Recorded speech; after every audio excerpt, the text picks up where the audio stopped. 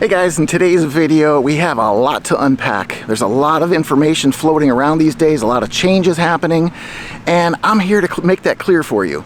Try to give you some clarification of what's really going on in the Cape Coral area. Today I'm in the Southwest Cape, and I'm going to be talking a little bit about one of the challenges we've had for a long time, and you'll see it right behind me.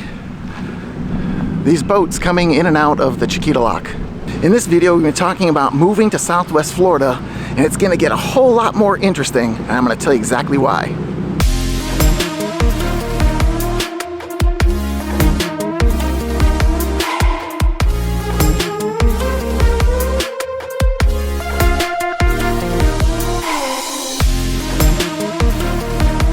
All right, so I said today we are at the Chiquita Lock, and you can see we got a boat coming through right now. And it's not a very big lock. I'm going to show you the drone footage here, and you can see how wide this canal actually is, why it's going to create a lot of problems. We've been fighting this for years, trying to get this lock removed. They're saying that it's a environmental thing as to why they can't remove it. And you've got a lot of people that live here and are boaters, and they say, well, you know what, we need to remove it. It is a huge obstacle. We can't get the boats in and out in a timely fashion. There's a lot of waiting, a lot of congestion, a lot of accidents, both for the boats and for the manatees. Yes, you heard that. Some of our manatees are being hurt by this lock. So that's part of the reason why they want to remove it. As you can see, there is a fence all the way around this thing right now because it's been broken since last year when the storm came through, when Ian was here. So I guess one of the big things that people are saying now is, well, if this thing's been down for a year already and not creating any problems, why is it still here? Why are we still allowing this to be an obstacle? With it set up this way, it's almost like when it's slack water. They'll let this thing stay open when the tide doesn't flow either way. But when it starts to flow in either direction, they shut down the lock. It's supposed to be, I guess, keep contaminants and things out of here. I know that you say, well, what about all the water coming through the mangroves? Well, the mangroves are a filtration system. So the blue-green algae that we have over in the east side of Cape Coral, there's nothing over there to filter it from coming up the canal systems. That's why they put the bubble screens out there trying to stop it. Well, over here, they've got the mangroves, and they've got a lot of mangroves. You know, you'll see in the video, it spans quite a ways, so has plenty of opportunity to filter that stuff out. But if they leave this lock open, they're afraid that kind of stuff will get up into this canal system and create further problems. So, do you keep it? Do you get rid of it? What really are the environmental issues? We don't know. We haven't experienced any detrimental things yet, but it's on the table to remove this again. Is it going to happen? We don't know. It's simply up for discussion, and I just wanted to bring it up to you so that if you're somebody considering a Gulf access property in the Southwest, pretty soon you might have easier in and out access, and you'll make your decision a little bit easier. Hey everybody, my name's Cunha. As you know, if you've been watching the channel, if you're looking for information about living in Southwest Florida, Cape Coral, Fort Myers, any of those locations, you found the right channel.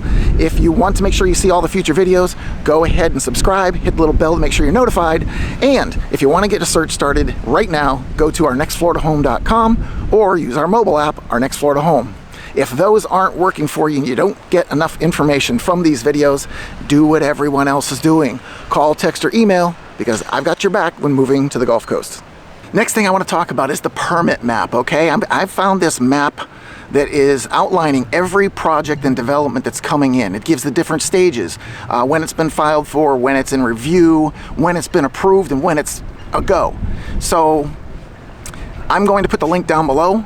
I'm going to show you briefly how it works, but do yourself a favor, stay through the entire video because we have a lot of other things to discuss here about what's going on. But when you're finished, go ahead, hit that link, play around in there, click on some of the different colored areas, find out what's going to be in those neighborhoods so that when you're making a decision on where you want to live, see how busy it's going to get, see how many new housing developments are going in, see how many cars are going to be in those housing developments and how that's going to affect your travel on the roads.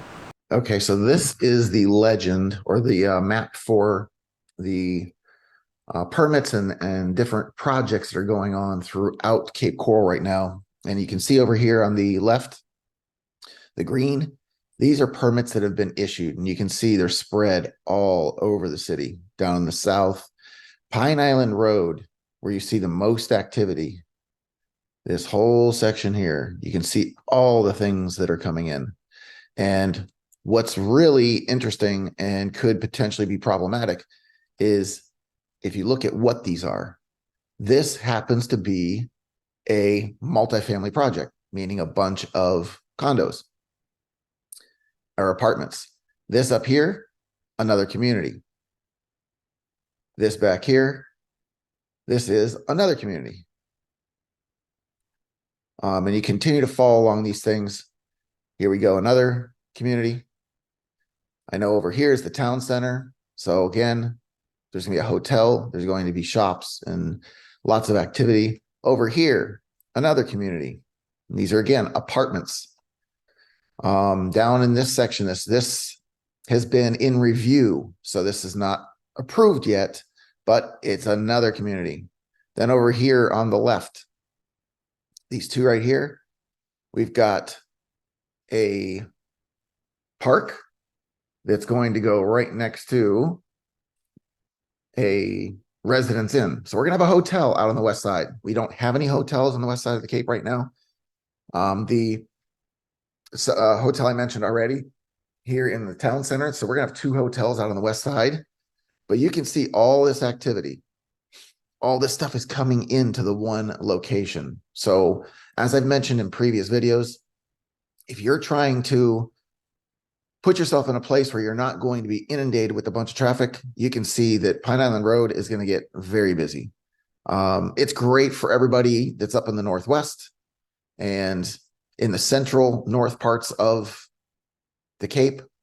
But be prepared. This is the only main road going east and west right now that is of its size. Obviously, you have Tropicana, you have Diplomat, you have Kismet. So there's other ways to get east and west.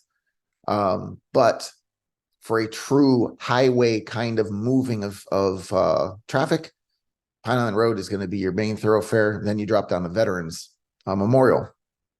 As you can note, all this activity is going up in the north because that's where the space is, that's where the land is, and that's how you're going to be able to get these projects done. But just by looking at this map, you can see how crazy this area is going to get. Now, recently we had some projects shot down. They said, no, it's too much. The density in that area, we can't handle. And I think this one was a duplex village.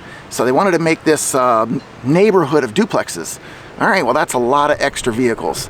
And they're basically saying this area, I believe, was in the northeast. So if they didn't have their water and sewer in there yet, you can't put too many duplexes in an area like that because the water being the well and the septics, if the two of those started intermingling, it would not be good. There'd be all kinds of health issues. So they really have to look out at the density part for that reason as well. But keep in mind that these projects are going to continue to be proposed. That's why this map is important. So go ahead and review it, check it out. If you have any questions about it, let me know and I'll try to give you some clarification. While we're talking about development and construction, my inspection company, the owner Troy, went out to one of the jobs, or he had one of his guys send the pictures in, but this is why you want an inspection even on new construction. Believe it or not, things like this are happening. Yes, you see this rubber piece that he pulled up? This is supposed to be under the shingles. It's supposed to be against the sheathing before they put the shingles over top, and it wasn't done properly. This would create leaks. I had a leak in my house that's new construction as well, and it was in the same exact location as this. Was this what happened to mine? I don't know, but it's fixed now and there hasn't been a leak since. I'll tell you also, Calvin and Kim, great clients, just closed on their home. They bought new construction. Do you know we had to send that inspector out 3 times to get that home right before it passed? Yeah, new construction. Why do you think you even need to do it? This is why. So absolutely, you need to get representation, get an agent that's going to work for you to make sure this stuff is done. Every single new construction builder will allow for a real estate agent to work on your behalf to represent you, and this is why you want it done. Make sure all the I's are dotted, T's are crossed, and if something like this is missed, it could cost you thousands of dollars later. Now, there's also a lot of land scams going on right now, so if you're asked to sign extra documentation to cover these problems, there's usually a reason behind it. I personally have been caught up in some of these land scams. They normally come from overseas clients saying they have a lot to sell. They have all the information straight. I even had the guy give us his ID, and when the title company started doing all the checks and balances, they found that the signature on the ID was electronic, and a couple other checks and balances that didn't work. That's how we found out it was a scam. But these things will be happening regularly. It's normally going to be on a piece of land, so if you're somebody that's interested in a piece of land, we may ask you for some additional information, and it's only to protect against these kinds of things. But this is also another reason why to have a professional working with you, because they're your filter to keep you out of these problems. We've got the resources to get these things checked for you, so you're not, heck, if you lose $20,000 on a piece of land, that's still $20,000. If you lose $50,000, hey, that's worse, right? We're trying to protect you every way we can, and that's how we do it. Checks and balances. Something exciting for our area that's coming up is the Yacht Club is reopening at the middle of November. So all those people that have been going down to the boathouse and have kids that want to play on the beach and everything, you'll finally be able to do it again. So you and the entire family will have fun there. I know my son used to love going down there and doing his skimboard and stuff. So it's kind of a pseudo beach. Unfortunately, the water's a little brackish, so it's going to be darker colored. It's not as pretty as the Gulf waters, but it's still a beach. There's still a lot of sand, ample space. If you're somebody who just wants to catch some rays, you can go out there and do it at the Yacht Club Beach. Now, you keep hearing about home prices crashing, right? The housing market crashing? That's not even on the map right now. The new reports are saying that we're looking for price increases through the end of the year. Yes, I said increases. And if you notice the fluctuation that we had a brief fluctuation down, but that's because things were just priced. They're just way above where they should have been. Overpricing was the bigger problem. It's not that the values aren't holding on the properties, because if you take the closed properties and you do the comparable sales on them, everything's checking out. So if you're thinking you're gonna wait for the market to crash, let's have another plan.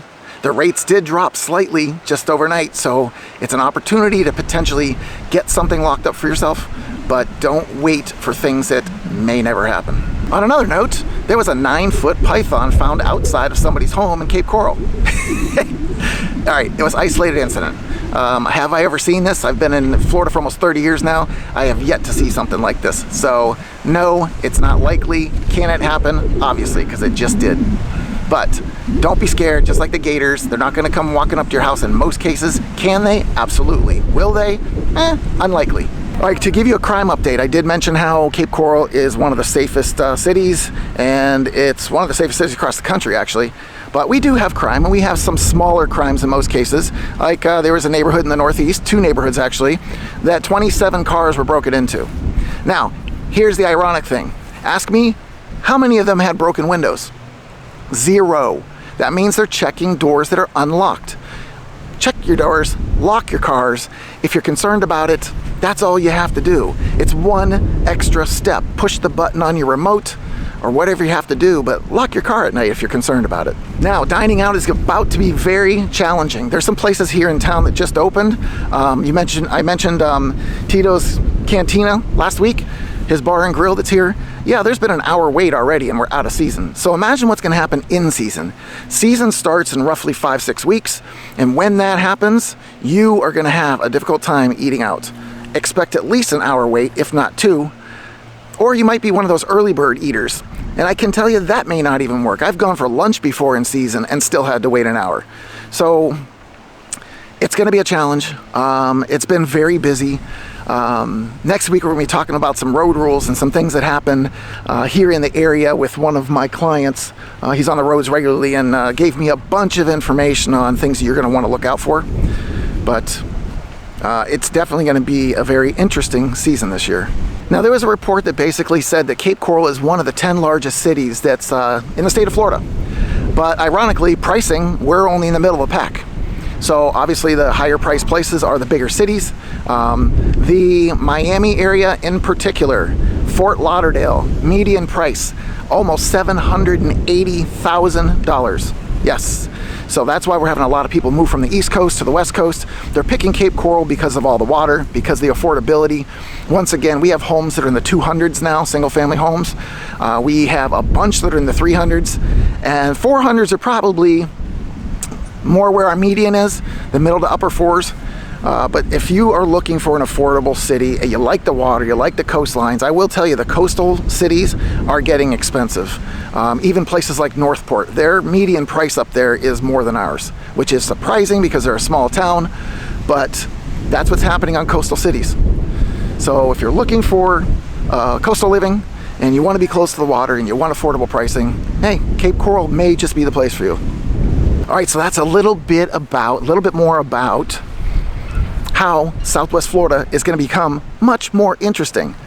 And there's going to be many more updates that I'm going to provide, many things going on, so it's going to be a constant evolution of events. And if you're looking for more information about moving to the area, check out one of these other videos. And if you got a specific question that you need an answer to, you've got to call, text, or email, because I've got your back when moving to the Gulf Coast.